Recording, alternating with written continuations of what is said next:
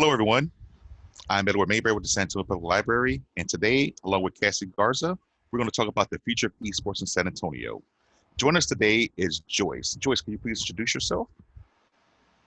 Yeah, hi. Thank you so much for having me. My name is Joyce Dooley. I'm a program manager here at the Geekdom co-working space in downtown San Antonio. Will Garrett.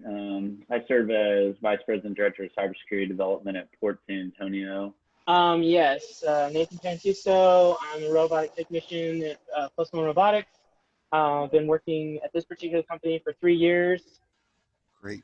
We spoke with other panelists, and they spoke of how the past 20 years, how it's a grassroots movement, how you just have a LAN party in your garage, or you just meet up and have you play games. But now innovation technology has pushed it more towards it's more acceptable. You have cafes, you have arenas, you have leagues that people can congregate and view or compete in doing this in their own communities, which is awesome. And I've heard so many things about your arena. I can't wait to see it when it's completed, because every panelist we've had has spoke about your arena.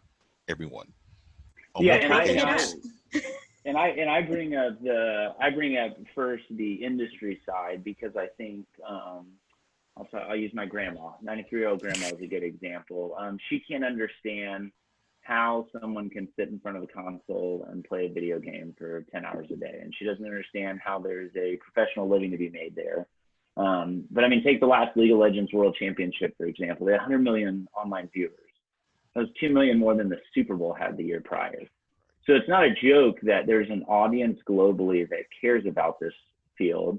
And just as I mentioned, just like any professional sport, very few people are going to go pro, but it's how do you nurture those skills and ability found through gaming, and then connect them, whether it's into the SaaS and cloud and emerging mobile app companies that Joyce and Geekdom are fostering downtown. How do you connect them into some of the advanced robotics companies or cyber companies on the port?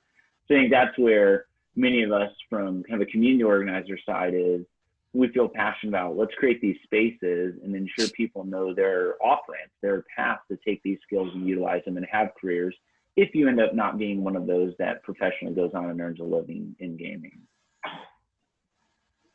Very true, very true. Yeah, there's a lot of really cool support businesses and things that come with the esports and gaming side. And really, esports is the entertainment value and the ROI that comes from something like that people can plug in and really participate, even if they're not a professional gamer, or like, the way that people are not professional athletes but are incredibly diehard fans of their sports teams and things like that. So it makes it super accessible for people to experience what's going on. And then the other stuff has to do with like the trainings and things to help prep people to get ready for that kind of caliber of competition, as well as the technology pieces like what One Robotics is working on. There's some really fantastic technology pieces out there, like Flickr and I think Slack even were initially created for games that then spun out and formed other massively impactful companies that transformed business. And so there's just all kinds of opportunities for people to plug in and utilize their expertise, as well as their interest and passion, and support this community and the businesses that will come as a result. Nathan, would you like to add to that? Yeah, definitely. So I think the very first part of, integrating, remote worker into our software, I was kind of like, at the time I was wearing a lot of hats. And so they came to me and they were like, hey, so how does the GUI look, graphical user interface, how does that look? How is, does it appeal to you and stuff like that? And I had some input there of how to create it in a way that was more like a gamer-esque kind of feel. And then, we had to work on the latency issue, so there were a lot of like steps that we got to, and I definitely feel like, the gaming background that I had helped me to really make it more like fresh and new feeling. Like, it was like the ultimate claw game. You can imagine if you've ever played that at arcades or whatever, like that excitement you get when you actually get the product. And it's one of those things, because our software is so good, you get the product a lot. Like, it's the very few times that you miss. You have several options of the end effector because of the one we have on there.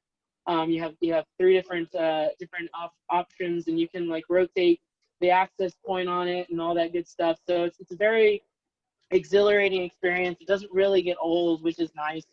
So that's I think that's probably the best part of it, is that if you have a background of gaming and you want to be a crew chief, you can. Another really cool factor of it is you can control a robot out of state, as long as, or even across the world, as long as you have an internet connection. You can control the robot with the right IP address. So it's one of those things where it's just like, with the technology that we have up and coming, and the with the latency, very quick, and all that good stuff, that it's really allowing people to find jobs in places that like they might not think they would be able to, like a software robotics company. Like that would be something, like if I was really into gaming, and I am, but I'm saying, like, if I was somebody that didn't also have a background as a robotics technician, and I just was like really passionate about gaming, and I also like the idea of robots. I don't think I would have ever like connected the two of like, I have talents that will help me in a robotics field, so that is definitely something that we're pushing forward, and we're allowing the more facilities that we fill with our software on the different robots that we have, and different customers in different parts of the world, the more crew chiefs we're going to need. So it's one of those things that it's a booming industry, especially now, with automation being such a resource right now, with the virus going around, and people worried about other humans touching. It used to be kind of like a nice to have. Now it's more of a necessity, and it's more of like, hey, let's keep everybody safe, and let's move forward with our lives, and let's not let this ever stop us from enjoying freedom. You know what I mean? So that's the nicety of it. Awesome. You touched base on the next question I have. What are the attributes of gamers and esports competitors that companies find appealing?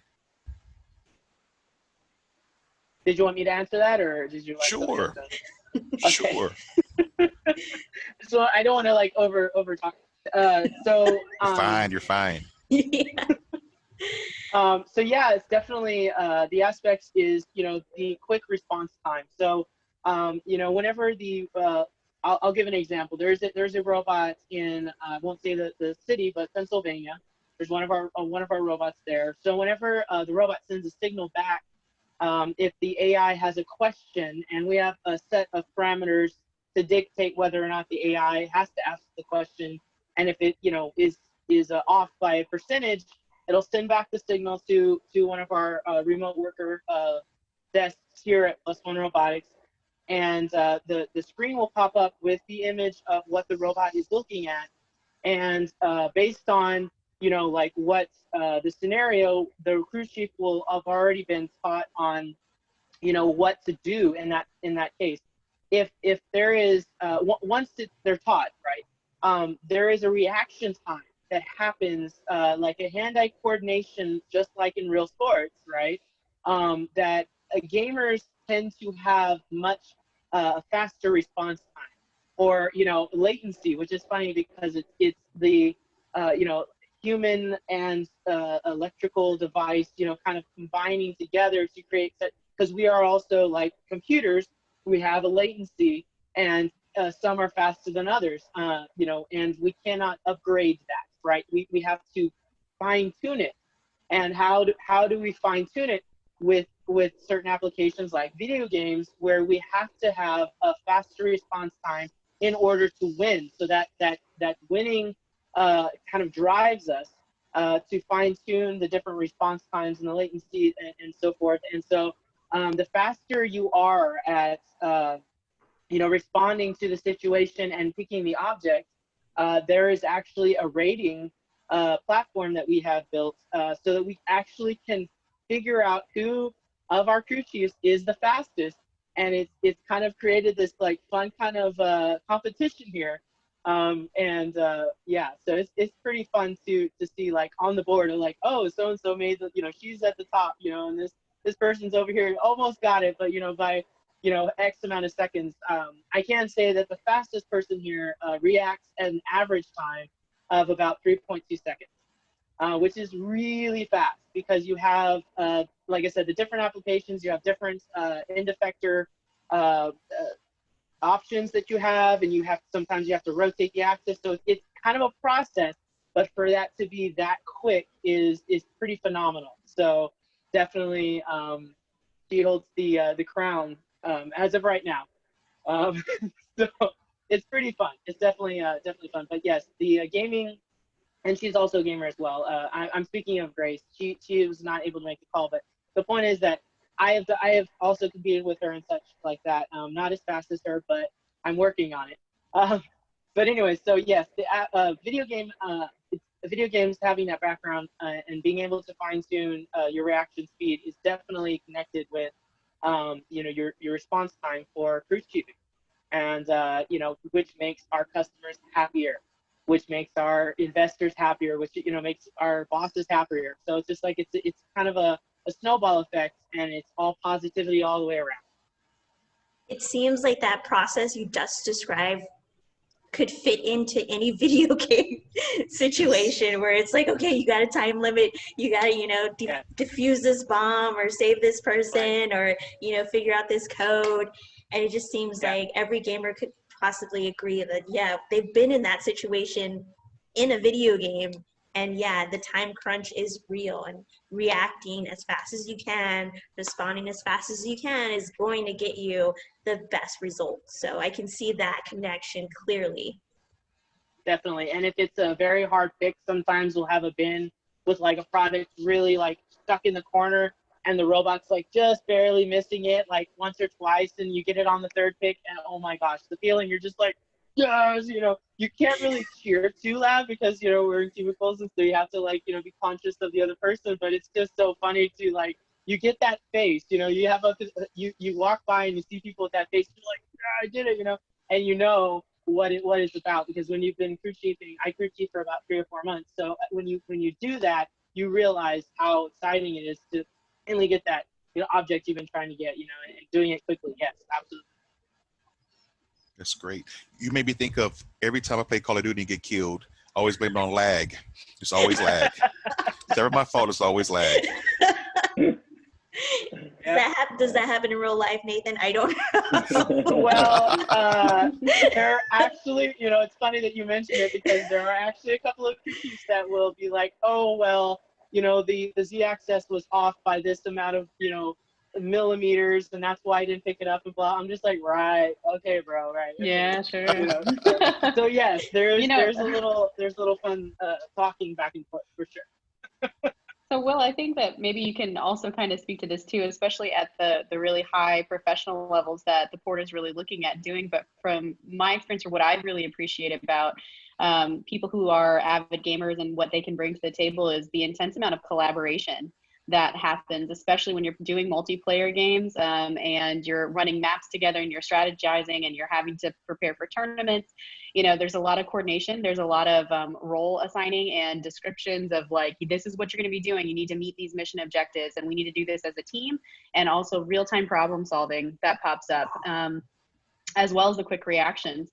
And for startups in particular, collaboration is key, not just with partners or potential investors or their customers, but founding team dynamics are really, really important to get figured out and to help you move forward cohesively. And because there is the element of play with gaming, right? So you have the opportunities to learn things a lot better because you're so actively engaged and you're having a great time. There's social bonding that occurs. So you really emphasize and cement those team dynamics. And then the communication strategies, you have to be reading the chat. You have to be paying attention to what's happening on the screen, which sometimes is insane, which is why I don't play multiplayer online games very often, because I can't follow along as well as others, but like it's just an intense experience. And then if you add the competitive level on top of it, those people who are running those tournaments or participating in those tournaments are phenomenally exceptional players and have spent countless hours working towards that. And so if you're looking for someone who is dedicated, someone who is willing to be flexible and learn in real time and to be collaborative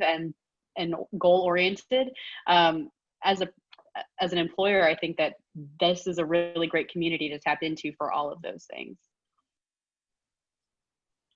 Yeah, and I would just add, kind of on the attribute side, I mean, Nathan and Joyce covered a ton of them, and Nathan's perfect for this panel because Nathan's a gamer working in an advanced artificial intelligence software company, and he embodies those kind of attributes. But when I think about one of the core industries in San Antonio and at the port, cybersecurity.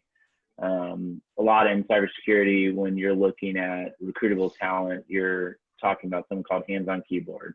Have they actually had experience? Have they sat through, a 4-year degree that may be great, but the first time you put them in front of a computer, put a snare in front of them for incident response, they actually have never done that, hands-on keyboard. So it's both figurative and literal as you think about gamers, hands-on keyboard, and the same attributes and the latency and the ability to collaborate Joyce talked about. So I think from a general software development side, whether it's IT or cloud or SaaS companies or cybersecurity intelligence, or automation AI companies like Plus One, there's just this very nice connection to the skills that gamers develop inherently by being passionate about that.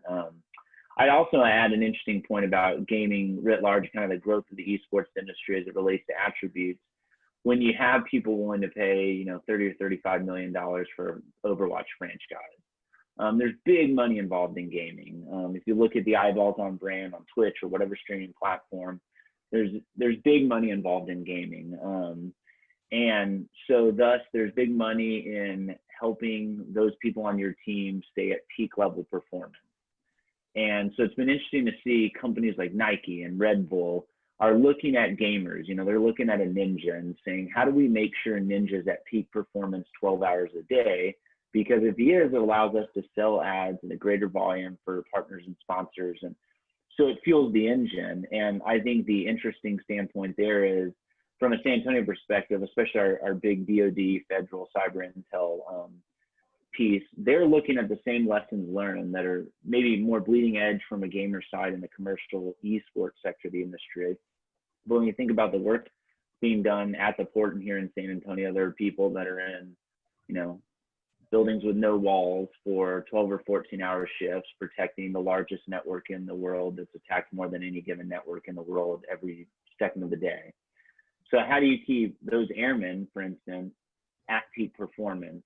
And so there's this entire, fascinating to me, human performance angle that is cross-cutting from gamers to professional jobs, and especially to our national defense missions, that I think also goes to the same qualities you find in a gamer would be the same qualities you want in an airman protecting the AFNet, would same qualities you'd want in someone working at Plus One.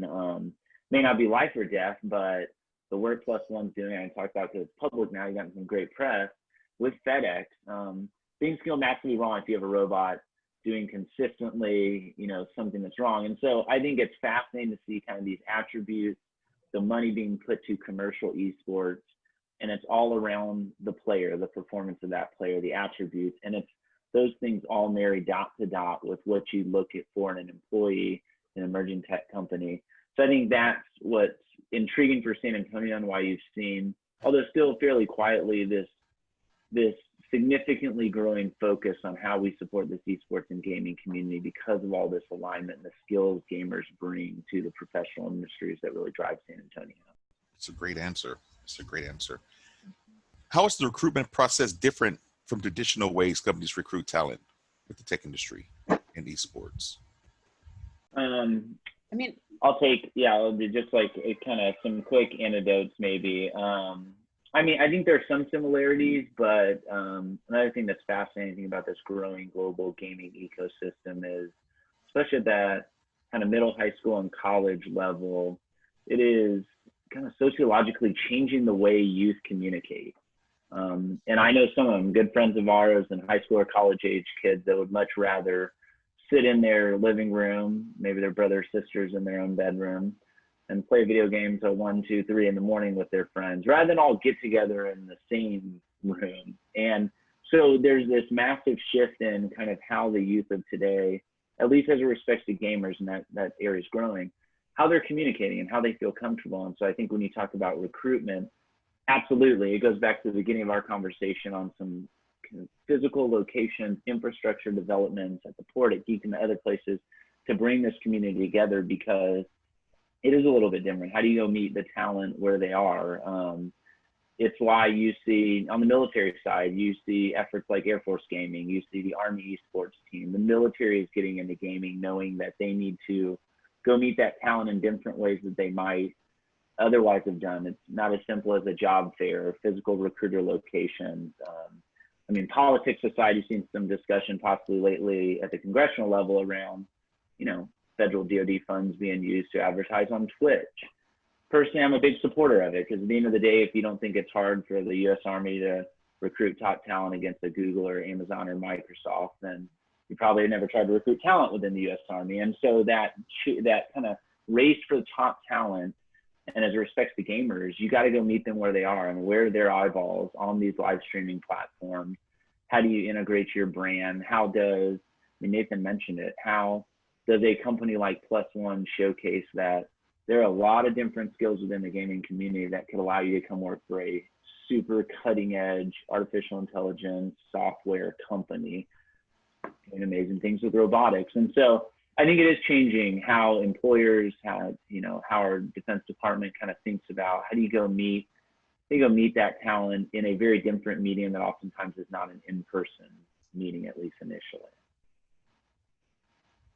Yeah, I think you bring up some really fantastic points. Well, like, it is going to change. I mean, I think that when people started hiring millennials and like younger millennials into the workforce, how that changed work culture, or how traditional companies approached working with millennials and what was most important to them. And now we have the Gen Y people who are also very different from millennials and how they interact in the workspace and the values that they hold and how they're spending their money in the economy. I think especially in a post-COVID world too, which we haven't really talked about, but where the youth can't really interact and engage with each other the way that they used to or in their classrooms, having those pieces in place to have a social life, to build relationships. And online gaming friendships are just as valid as other social relationships if you're doing it in person.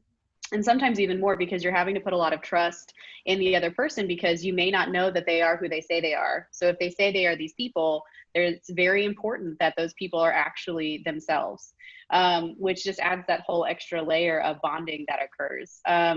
And it's going to be really interesting to see how employers, much like the military, is approaching to meeting that talent where they're at, how traditional businesses are going to go find those creative individuals who are tapping into those communities.